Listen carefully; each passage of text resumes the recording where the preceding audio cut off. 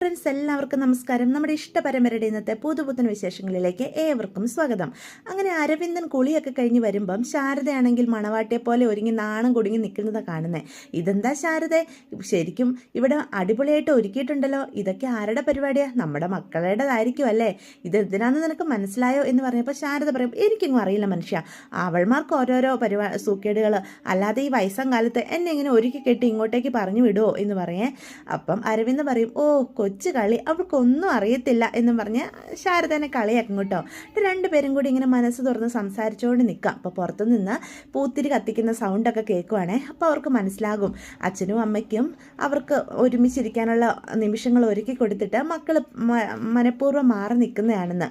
അപ്പം നമ്മുടെ നിളയും ചേച്ചിമാരുടെ കൂടെ ആ ആഘോഷങ്ങളിലൊക്കെ പങ്കുചേരുക. അപ്പോൾ വാശിയോടെ അവൾ അച്ഛൻ്റെ അമ്മയുടെ അടുത്ത് പോകണമെന്നൊന്നും പറയുന്നില്ല കേട്ടോ. ഇപ്പം അരവിന്ദൻ ശാരദയോട് പറയും, എൻ്റെ ജീവിതത്തിലെ ഏറ്റവും വലിയ സമ്പത്ത് എന്താണെന്ന് നിനക്കറിയാവോ? എന്താ അരവിന്ദേട്ടാ? എൻ്റെ ഈ മക്കള്, അച്ഛൻ്റെ അമ്മയുടെ മനസ്സ് മനസ്സിലാക്കാൻ കഴിയുന്ന മക്കളെക്കാൾ വലിയ സമ്പത്തൊന്നും ഈ ലോകത്ത് ആർക്കും ഇല്ല ശാരദേ. അത്രയും വലിയൊരു സമ്പത്ത് എനിക്കുണ്ട്, ഞാൻ വലിയ സമ്പന്നനാ എൻ്റെ മക്കളുടെ സ്നേഹം കൊണ്ട് എന്ന് പറയുകയാണെ. അത് കേൾക്കുമ്പോൾ ശാരദയ്ക്കും ഒരുപാട് സന്തോഷമാവുക. അത് അരവിന്ദേട്ടൻ പറഞ്ഞത് ശരിയാ, നമ്മുടെ മക്കള് നമുക്ക് വേണ്ടി എന്തും ചെയ്യും, അത്രയ്ക്കും സ്നേഹമുണ്ട് അവർക്ക് നമ്മളോട് എന്നൊക്കെ പറയണേ കേട്ടോ. അങ്ങനെ അരവിന്ദും ശാരദയും കൂടി അവരുടെ മനോഹരമായ നിമിഷങ്ങൾ അവിടെ ചെലവഴിക്കുകയാണ്. അപ്പോൾ പിറ്റേ ദിവസം ഓണമാണേ. അപ്പോൾ ഓണം അരവിന്ദൻ്റെ വീട്ടിൽ വെച്ച് ആഘോഷിക്കാൻ സുജാതയും വിനീതും എല്ലാവരും എത്തിയിട്ടുണ്ട്. അപ്പോൾ എല്ലാവർക്കും ആഹാരമൊക്കെ കാവേരിയും ഗംഗയും എമ്മിനെയും കൂടി വിളമ്പി കൊടുക്കുകയാണ്. അപ്പോൾ വിളമ്പിയതിന് ശേഷം അച്ഛൻ പറയും, മക്കളെ നിങ്ങൾ ഇവിടെ ഇരുന്ന് കഴിച്ചേ, നമുക്ക് എല്ലാവർക്കും കൂടി ഒരുമിച്ചിരുന്ന് കഴിക്കാം എന്ന് പറയേ. അപ്പോൾ കാവേരിയും ഗംഗയും കൂടി പറയും, അല്ലച്ച, ആർക്കെങ്കിലും എന്തെങ്കിലും ആവശ്യം ഉണ്ടെങ്കിൽ ആർക്കെങ്കിലും എന്തെങ്കിലും ആവശ്യം ഉണ്ടെങ്കിൽ അവരെടുത്ത് കഴിച്ചോളും, നിങ്ങളും ഇരുന്ന് കഴിക്കാൻ നോക്കിക്കേ, അല്ലാതെ മാറി നിൽക്കേണ്ട കാര്യമൊന്നുമില്ല എന്ന് പറയട്ടോ. അപ്പം അച്ഛൻ്റെ അടുത്തൊരു സീറ്റ് ഒഴിവുണ്ടായിരുന്നു, അവിടെ കയറി നമ്മുടെ കാവേരി ഇരിക്കും. അപ്പം ഗംഗയ്ക്കാണ് ഇരിക്കാൻ വിനീതിൻ്റെ അടുത്ത് മാത്രമേ ഇനി സ്ഥലം മിച്ചമുള്ളൂ. അപ്പം വിനീതിൻ്റെ അടുത്തിരിക്കാൻ ഗംഗയ്ക്ക് ഒരു താല്പര്യമില്ല കേട്ടോ. അച്ഛാ, എന്നാൽ പിന്നെ ഞാനും ഇവിടെ ഇരിക്കാമെന്നും പറഞ്ഞ് കാവേരിയോട് ഇച്ചിരി നീങ്ങിയിരിക്കാൻ പറയും. എൻ്റെ ചേച്ചി അവിടെ ഇടയുണ്ടല്ലോ, അവിടെ പോയി ഇരിക്കുമെന്ന് പറയേ. മുത്തശ്ശിയുടെ അടുത്തേക്ക് ചെന്നിട്ട് പറയും, മുത്തശ്ശി വിനീതേട്ടൻ്റെ അടുത്തോടൊന്ന് നീങ്ങിയിരുന്നേ, ഞാൻ ഇവിടെ ഇരുന്നോളാം എന്ന് പറയും. അപ്പം മുത്തശ്ശി പറയും, ദേ പെണ്ണെ, ഞാൻ ചോറ് കഴിച്ചുകൊണ്ടിരിക്കുന്ന കണ്ടില്ലേ, ഇനി എനിക്ക് ഇവിടെ നീങ്ങിയിരിക്കാനൊന്നും പറ്റില്ല, നീ മര്യാദയ്ക്ക് അവിടെ ഇരുന്ന് കഴിച്ചേ എന്ന് പറയാം. അപ്പോൾ സുജാത അപ്പച്ചിയോട് പറയും, അപ്പച്ചി ഇച്ചിരി അപ്പച്ചി എങ്കിലും നീങ്ങിയിരിക്കുന്നേ, ഞാൻ ഈ സൈഡിൽ ഇരുന്നോളാം എന്ന് പറയേ. ദേ പെണ്ണെ, ആവശ്യമില്ലാതെ എന്നെ നിർബന്ധിക്കരുത്, ഞാൻ കഴിക്കുന്ന കണ്ടില്ലേ, എനിക്കിനി നീങ്ങിയിരിക്കാനൊന്നും പറ്റില്ല, ഈ ഇലയെടുത്ത് ഇനി നീങ്ങണം, നീ വേണേ ആ വിനീതിൻ്റെ അടുത്ത് സ്ഥലമുണ്ടല്ലോ അവിടെ എങ്ങാനും പോയി ഇരിക്കുക എന്ന് പറയുകയാണെ. അവസാനം ഒട്ടും സന്തോഷമില്ലാതെ മനസ്സില്ല മനസ്സോടെ ഗംഗ വിനീതിൻ്റെ അടുത്തിരിക്കുകയാണ്. പക്ഷെ വിനീതിന് ഒരുപാട് സന്തോഷമാവുക ഗംഗ തൻ്റെ അടുത്ത് വന്നിരുന്നതിലെ. അപ്പോൾ വിനീതിൻ്റെ ഇലയിലിരുന്ന ചക്രവരട്ടിയും ചിപ്സും ഒക്കെ എടുത്ത് ഗംഗയുടെ ഇലയിലേക്ക് വെക്കും. അപ്പം പറയും, എനിക്കിതൊന്നും വേണ്ട എന്ന് പറഞ്ഞാൽ ഗംഗ തിരിച്ചിടും. അല്ല, ഗംഗയ്ക്ക് മധുരമൊക്കെ ഇഷ്ടമായിരുന്നല്ലോ, എന്നിട്ടെന്താ ഇപ്പം ഇങ്ങനെ പറയുന്നത്? പക്ഷേ എനിക്കിപ്പം വേണ്ട, വിനീതിൻ്റെ അടുത്ത് എന്തിനെങ്ങനെയൊക്കെ ചെയ്യുന്നത് എന്ന് ചോദിക്കും. അത് ഗംഗ മര്യാദയ്ക്ക് ഇരുന്ന് കഴിക്കാൻ നോക്ക് എന്ന് ഗംഗ വിനീതിനോട് പറയും കേട്ടോ. എന്നിട്ട് ഗംഗ അവിടെ ഇരുന്ന ഒരു വിധത്തിൽ അവൾക്ക് ആഹാരം ഇറക്കാൻ പോലും പറ്റുന്നില്ല, അത്രയും നല്ലൊരു സദ്യ മുന്നിൽ ഇരുന്നിട്ട് പോലും കഴിക്കാൻ പറ്റുന്നില്ല. വിനീതിനെ അവൾക്ക് ഒരു രീതിയിലും അംഗീകരിക്കാൻ പറ്റുന്നില്ല കേട്ടോ. അപ്പം ഇതെല്ലാം അരവിന്ദ് ശ്രദ്ധിക്കുവേ. അപ്പം അരവിന്ദാണെങ്കിൽ ഒട്ടും താല്പര്യമില്ലാതെ ഗംഗ ആഹാരം കഴിക്കുന്നതൊക്കെ ശ്രദ്ധിക്കുന്നുണ്ട്. അത് കാണുമ്പോഴത്തേക്കും അരവിന്ദനും വിനീതിനോട് വലിയ താല്പര്യം ഗംഗയ്ക്കില്ല എന്ന് മനസ്സിലാവുകയാണ്. അതേസമയം നമ്മുടെ നീള ഇടയ്ക്ക് വന്നിരിക്കുകയാണ് അച്ഛൻ്റെ അമ്മയുടെ നടുക്ക്. അച്ഛൻ എന്തേ ആലോചിച്ചുകൊണ്ടിരിക്കുന്നത്, എനിക്ക് വാരി തന്നേ എന്ന് പറയും. ആ വാരിത്തരാം എന്ന് പറഞ്ഞ് ചോറ് അവൾക്ക് വാരി കൊടുക്കുകയാണ്. അത് കഴിഞ്ഞാൽ അമ്മയുടെ കയ്യിൽ നിന്നും അവൾ ചോറ് മേടിക്കും കേട്ടോ. സുജാത ഇത് കാണുമ്പോൾ അവൾക്ക് ഇഷ്ടപ്പെടത്തില്ല, ഇത്രയും വലിയ പെൺകുട്ടിക്ക് വാരി കൊടുക്കുന്നത്. അരവിന്ദ്, നീ ഇനിയും ഇങ്ങനെ കൊച്ചുങ്ങളെയൊക്കെ കൊഞ്ചിച്ചുകൊണ്ട് നടക്കരുത്, എൻ്റെ സുജാത അവൾ കുഞ്ഞല്ലേ, എനിക്കെന്നും അവൾ കുഞ്ഞുങ്ങളല്ലേ എന്ന് പറയും കേട്ടോ അരവിന്ദൻ. പെൺപിള്ളാരെ ഇത്ര തലക്കേറ്റി നടക്കുന്നത് അത്ര നല്ല സ്വഭാവമൊന്നും അല്ല എന്ന് പറയാം. എൻ്റെ മക്കളൊന്നും എപ്പോഴും നേർവഴിക്ക് മാത്രമേ നയിക്കുള്ളൂ, അവരൊരിക്കലും ഒരു മോശമായ വഴി പോവില്ല എന്ന് ഈ അരവിന്ദന് ഉറപ്പാന്നേ എന്ന് അരവിന്ദൻ പറയൂ കേട്ടോ. അതേസമയം സദ്യയൊക്കെ കഴിച്ചതിന് ശേഷം മുത്തശ്ശി കൈ കഴുകുക. അപ്പം അങ്ങോട്ട് വിനീത് വരും, മുത്തശ്ശി നന്ദിയുണ്ട്, മുത്തശ്ശി ആ മനഃപൂർവ്വം അങ്ങനെ ഒരു അവസരം ഉണ്ടാക്കി തന്നത് എനിക്ക് മനസ്സിലായി, ഗംഗ എൻ്റെ അടുത്ത് വന്നിരിക്കാൻ വേണ്ടിയിട്ടല്ലേ അങ്ങനെ ഒരു അവസരം ഉണ്ടാക്കി തന്നത്. ആ, നിനക്കത് മനസ്സിലായല്ലോ? മനസ്സിലായി. ദേ, ഗംഗ എന്നെ കല്യാണം കഴിപ്പിക്കാൻ വേണ്ടിയിട്ട് അമ്മ എന്തെങ്കിലുമൊക്കെ ഇനിയും ചെയ്യണം കേട്ടോ, അത് ഞാൻ ഏറ്റു. പക്ഷെ പകരം നീ എനിക്ക് എന്ത് തരും? മുത്തശ്ശി എന്നോട് കൈക്കൂലി മേടിക്കുകയാണോ? പിന്നല്ലാതെ, നിനക്ക് അങ്ങോട്ടൊരു സഹായം ചെയ്യുമ്പം നീ തിരിച്ച് എനിക്കും എന്തെങ്കിലുമൊക്കെ ചെയ്ത് തരണ്ടേ? അല്ല, മുത്തശ്ശിക്ക് ഞാനിപ്പോൾ എന്താ, മുത്തശ്ശിക്ക് വേണമെങ്കിൽ ഞാനൊരു ആമാടപ്പെട്ടി മേടിച്ച് തരാം. അല്ല, എനിക്കെന്തിനാ അത്? അല്ലെങ്കിൽ പിന്നെ വെറ്റിലച്ചപ്പായാലോ? പിന്നെ മുറുക്കാത്ത എനിക്ക് വെറ്റിലച്ചപ്പ്, നീ ഒന്ന് പോടാ. പിന്നെ എന്താ എൻ്റെ മുത്തശ്ശിക്ക് വേണ്ടത്? ഗംഗ എന്നെ കല്യാണം കഴിക്കാൻ വേണ്ടി മുത്തശ്ശി സഹായിക്കുന്നതിന് പകരം എന്ത് വേണമെങ്കിലും ഞാൻ തരാം. എങ്കിൽ നീ എനിക്കൊരു 2 പവൻ്റെ മാല മേടിച്ച് തന്നാൽ മതി. മാലയോ? സ്വർണം തന്നെ വേണോ? പിന്നെ അല്ലാതെ ചെമ്പോ? മര്യാദയ്ക്ക് നീ സ്വർണ്ണമാല തന്നെ മേടിച്ച് തരണം. എങ്കിൽ ഞാൻ ഗംഗയെ നിന്നെ കൊണ്ട് എങ്ങനെയെങ്കിലും കല്യാണം കഴിപ്പിച്ച് തരാം എന്ന് പറയൂ കേട്ടോ. അപ്പോഴത്തേക്കും സ്വർണ്ണമെങ്കിൽ സ്വർണം, ഇക്കാര്യം നടക്കാൻ വേണ്ടി ഞാൻ എന്തും ചെയ്യും. അപ്പം മുത്തശ്ശിക്ക് ഞാൻ മാലയൊക്കെ മേടിച്ച് തരാം, അവസാനം കാല് വാരാതെ എൻ്റെ കൂടെ തന്നെ നിൽക്കണം എന്ന് മുത്തശ്ശിയോട് പറയണം. അതൊക്കെ ഞാൻ ഏറ്റടാ എന്ന് പറയുക കേട്ടോ. അപ്പം വിനീത് അങ്ങോട്ട് പോവാ. അപ്പോൾ ഗംഗ അങ്ങോട്ട് വരിക. മുത്തശ്ശി മനഃപൂർവ്വമല്ല ഇങ്ങനെയൊക്കെ ചെയ്ത് കൂട്ടിയത്.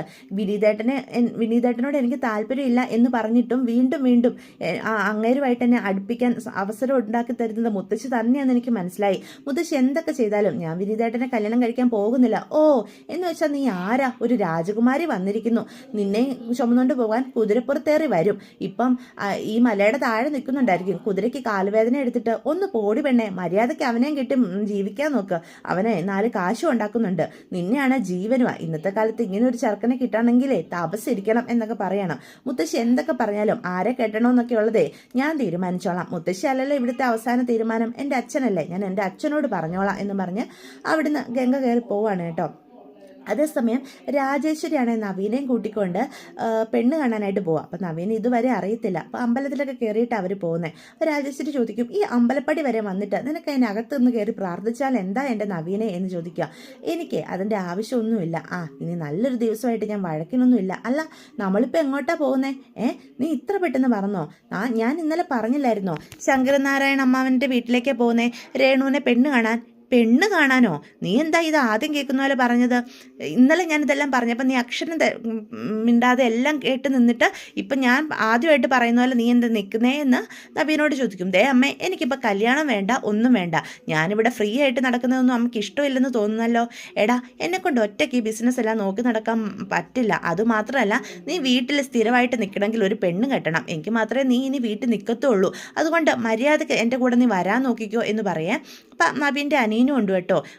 ചില്ല് ബ്രോ, നമുക്ക് പോയിട്ട് വരാനേ എന്ന് പറയാം. വണ്ടി കേട്ടോ. നീ എന്താ വണ്ടി ഇവിടെ നിർത്തിയത്? എന്നിട്ട് അനിയനോട് പറയും, നീ ഇങ്ങോട്ട് വന്നേ എന്ന് പറയേ. അനിയനെ കൊണ്ട് ഡ്രൈവിംഗ് സീറ്റിലിരുത്തും. ഇനി അമ്മയും അനിയനും കൂടി എങ്ങോട്ട് വേണേലും പൊക്കോ, ഞാനിപ്പോൾ തൽക്കാലം പെണ്ണ് കാണാൻ വരുന്നില്ല. ശങ്കരനാരായണൻ അമ്മാവൻ്റെ മകൾ രേണുവിനെ ഒരുപാട് തവണ ഞാൻ കണ്ടിട്ടുണ്ട്, അതുകൊണ്ട് ഇനി കാണേണ്ട കാര്യമുണ്ടെന്നും തോന്നുന്നില്ല എന്നും പറയൂ കേട്ടോ. എന്നിട്ട് നവീൻ അവിടെ നിന്ന് പോവേ. ഈ ചെറുക്കനെ കൊണ്ട് ഞാൻ എന്ന് പറഞ്ഞ് രാജേശ്വരി അവിടെ നിൽക്കുക. നവീൻ പറയും, ഈ നവീൻ ഈ കല്യാണം കഴിക്കുന്നുണ്ടെങ്കിൽ അത് എൻ്റെ കുറുമ്പിപ്പെണ്ണിനെ തന്നെയായിരിക്കും, അല്ലാതെ വേറെ ആരെയും ഈ നവീൻ കല്യാണം കഴിക്കാൻ പോകുന്നില്ല എന്നൊക്കെ പറയാണ് കേട്ടോ. അതേസമയം വിനീതിൻ്റെ അടുത്തേക്ക് നമ്മുടെ അരവിന്ദൻ വരിക. അപ്പം വിനീത് ചോദിക്കും, എന്താ അമ്മാവൻ എന്താ ആലോചിക്കുന്നതെന്ന് ചോദിക്കുക. എടാ, നീ എനിക്കൊരു ഡ്രൈവറേയും വണ്ടി അറേഞ്ച് ചെയ്ത് തരണം. അല്ല, അമ്മാവൻ എവിടെയെങ്കിലും പോകാനാണോ? പുറത്തുനിന്ന് പോകണമായിരുന്നു. അപ്പം അങ്ങോട്ട് നിള വരിക. അച്ഛാ, നമുക്ക് ട്രിപ്പ് പോവാം അച്ഛാ. അത് പോവാം മോളെ, നീ എല്ലാവരോടും ഒരുങ്ങി നിൽക്കാൻ പറ. അപ്പോഴത്തേക്കും വിനീത് പറയും, അതിന് വേറൊരു ഡ്രൈവറുടെ ആവശ്യം എന്താ? ഇവരെ എല്ലായിടത്തും കൊണ്ടുപോകുന്നത് ഞാനല്ലേ അമ്മാവാ, ഞാൻ തന്നെ ഇവരെ കൊണ്ടുപോകാം, എനിക്ക് ഒരു കുഴപ്പമില്ല എന്ന് പറയും. അത് വേണ്ട, ഞാൻ തന്നെ കൊണ്ടുപോയിക്കോളാം. ഇപ്പം ഞാനിവിടെ ഉണ്ടല്ലോ, ഞാൻ ഇല്ലാത്തപ്പോഴല്ലേ നീ ഇവരെയും കൊണ്ട് പോകുന്നത്. ഇപ്പം അതിൻ്റെ ആവശ്യമില്ലല്ലോ, നീ ഒരു ഡ്രൈവറെ അറേഞ്ച് ചെയ്ത് തന്നാൽ മതി, ഞാൻ അവരുമായിട്ട് പൊയ്ക്കോളാം എന്ന് പറയുകയാണേ. അത് കേൾക്കുമ്പോൾ വിനീതിന് എന്തോ പോലെ ആവുക. അതെന്താ അമ്മാവ അങ്ങനെ പറയുന്നേ? ഓണമായിട്ട് നിനക്ക് ഒരുപാട് തയ്ക്കാനുണ്ടെന്നൊക്കെയല്ലേ നീ പറഞ്ഞത്, നീ അതൊക്കെ പോയി ചെയ്ത് തീർക്ക്, എപ്പോഴും ഞങ്ങളുടെ പിന്നാലെ ഇങ്ങനെ നടന്നാൽ മതിയോ എന്ന് അരവിന്ദ് വിനീതിനോട് ചോദിക്കൂ കേട്ടോ. എന്നിട്ട് പോകാനായിട്ട് തയ്യാറെടുക്കുവാണേ. ചേച്ചിമാരോട് പോയി ഒരുങ്ങാൻ പറ എന്ന് നിളയെ പറഞ്ഞു വിടുകയും ചെയ്യുന്നുണ്ട്. അപ്പം വിനീത്, ശരി അമ്മാവ, ഞാൻ വണ്ടി അറേഞ്ച് ചെയ്ത് തരാം എന്നും പറഞ്ഞിട്ട് വിനീതും അവിടുന്ന് പോവാണ് കേട്ടോ. അപ്പം എന്താണ് അമ്മാവൻ തന്നോട് ഇങ്ങനെ ഒരു അകൽച്ച കാണിക്കുന്നതെന്ന് വിനീതിനും സംശയം ഉണ്ടാവുക. അതേസമയം കിരൺ മാധവ് എന്ന് പറഞ്ഞിട്ട് ഒരു വ്യക്തി, അത് രാജേശ്വരിയുടെ കൂടെ ജോലി ചെയ്യുന്നിരുന്ന ആളാണ്. അപ്പം രാജേശ്വരിയോട് ചെറുതായിട്ട് നല്ല എതിർപ്പൊക്കെ ഉള്ള ഒരാളാണ്. അവരോട് പ്രതികാരം വീട്ടാനായിട്ട് നിൽക്കുന്ന ആളുകൾ ആണ് കേട്ടോ കിരൺ മാധവും കിരൺ മാധവിൻ്റെ കൂടെയുള്ള ആൾക്കാരും. അല്ലണ്ണ, നമ്മൾ ഇനിയും ഇവിടെ ഇങ്ങനെ പിടിച്ചു നിൽക്കേണ്ട കാര്യമുണ്ടോ, നമുക്കിവിടെ നിന്ന് പോയാലോ എന്ന് കിരൺ മാധവിൻ്റെ കൂടെയുള്ള ആൾക്കാർ ചോദിക്കും. അങ്ങനെ പോകാൻ പറ്റുമോ? രാജേശ്വരി അവർക്കിട്ടൊരു പണി കൊടുക്കാതെ ഇവിടെ നിന്ന് എന്തായാലും പോകാൻ ഈ കിരൺ മാധവ് ആലോചിച്ചിട്ടില്ല. കിരൺ മാധവിനെ നോവിച്ച് വിട്ടവരെ ഒന്നും അങ്ങനെ സമാധാനത്തോടെ ജീവിക്കാൻ ഈ കിരൺ മാധവ് സമ്മതിച്ചിട്ടുമില്ല എന്നൊക്കെ ഇങ്ങനെ പറയാണ് കേട്ടോ. അപ്പോഴവിടേക്ക് ഒരു പെൺകുട്ടി കടന്നു വരിക. അപ്പോൾ അവളെ കാണുമ്പം കിരൺ മാധവ് തടഞ്ഞു നിർത്തും. എന്നിട്ട് പറയും, നിന്നെ അന്ന് റിസോർട്ടിൽ വെച്ച് എനിക്ക് ശരിക്കും ഒന്ന് കാണാൻ പറ്റിയില്ല, എന്തായാലും നിന്നെ ഇങ്ങനെ വെറുതെ വിടാൻ ഞാൻ ഉദ്ദേശിച്ചിട്ടില്ല എന്നും പറഞ്ഞ് ആ പെൺകുട്ടിയെ കയറി പിടിക്കാനായിട്ട് ശ്രമിക്കും കേട്ടോ. അപ്പം അവൾ അവിടെ കിടന്ന് കരയുവാണ്. ഇതേ സമയമാണ് നമ്മുടെ അരവിന്ദനും മക്കളും കൂടി പുറത്തേക്ക് വരുന്നത്. അപ്പം പെട്ടെന്ന് നീള ചോദിക്കും, അല്ല വിനീതേട്ടാനെയും മുത്തശ്ശനെയും അമ്മേനെയൊക്കെ എന്താ ഒഴിവാക്കിയത് അച്ഛാ എന്നിങ്ങനെ നീള ചോദിക്കേ. അപ്പം നീളയോട് പറയും, അമ്മേനെയും മുത്തശ്ശനെയും എല്ലാവരെയും ഒഴിവാക്കിയില്ലേ, ഇത് അച്ഛനും മക്കളും മാത്രമുള്ളൊരു ട്രിപ്പാക്കാമെന്ന് കരുതി, അതുകൊണ്ടല്ലേ അച്ഛൻ നിങ്ങളെയും കൊണ്ട് വന്നത് എന്ന് പറയുകയാണേ. അപ്പോഴാണ് അവർ ഒരു പെൺകുട്ടിയുടെ കരച്ചിൽ കേൾക്കുന്നത്. അപ്പോൾ ഗംഗയും കാവേരിയും കൂടി ഇത് ആരാ ഈ കരയുന്നത് എന്ന് നോക്കുക. അപ്പം പെട്ടെന്ന് അരവിന്ദൻ ഇറങ്ങി അങ്ങോട്ട് ചെല്ലും. ആ പെൺകുട്ടിയെ വിടൂ എന്ന് കിരണിനോട് പറയും. അത് കേൾക്കുന്ന കിരൺ പറയും, ദേ ആവശ്യമില്ലാത്ത കാര്യത്തിൽ ഇടപെടാതെ നിങ്ങൾ പോവാൻ നോക്ക് വന്ന വഴി എന്ന് പറയാം. ഒരു പെൺകുട്ടിയുടെ അതിക്രമം പട്ടാപ്പകൽ കാണിക്കുന്നോ, എന്നിട്ട് ചോദിക്കാൻ വന്ന് എന്നെ നീ ഭരിക്കാൻ വരുന്നോ എന്നൊക്കെ അരവിന്ദനപ്പം ദേഷ്യപ്പെട്ട് ചോദിക്കും കേട്ടോ. അപ്പോൾ കിരൺ ആണെങ്കിൽ അരവിന്ദനോട് ഭയങ്കരമായിട്ട് ദേഷ്യപ്പെടും. ഇത് കാണുന്ന കാവേരിയും യമുനയും ഗംഗയും എല്ലാവരും കൂടി ഇറങ്ങി വരികയാണ്. എന്നിട്ട് കിരൺ മാധവനിട്ട് നല്ല അടി കൊടുത്ത് ആ പെൺകുട്ടിയെ രക്ഷപ്പെടുത്തുകയാണ് കേട്ടോ. അപ്പോൾ അവർ പരസ്പരം ഇങ്ങനെ നോക്കുക. നമ്മുടെ അരവിന്ദൻ്റെ മക്കളെന്ന് പറഞ്ഞാൽ അത്ര ചില്ലറക്കാരല്ല, അവർ എല്ലാം കൊണ്ടും എല്ലാം തികഞ്ഞവർ തന്നെയാണ് എന്ന് വീണ്ടും വീണ്ടും തെളിയിക്കുകയാണ് കേട്ടോ. അപ്പം ഒരു പെൺകുട്ടികളുടെ ഈ പെർഫോമൻസിൽ കിരണും കൂട്ടരും ഞെട്ടി നിൽക്കുകയാണ്. അപ്പോൾ ഇതൊക്കെയാണ് ഇന്നത്തെ വിശേഷങ്ങൾ. അപ്പോൾ വീഡിയോ ഇഷ്ടപ്പെട്ടുവെങ്കിൽ ചാനൽ സബ്സ്ക്രൈബ് ചെയ്യാൻ മറക്കരുത്, ലൈക്ക് ചെയ്യാനും മറക്കരുത്. അപ്പോൾ എല്ലാവർക്കും ഗുഡ് ബൈ.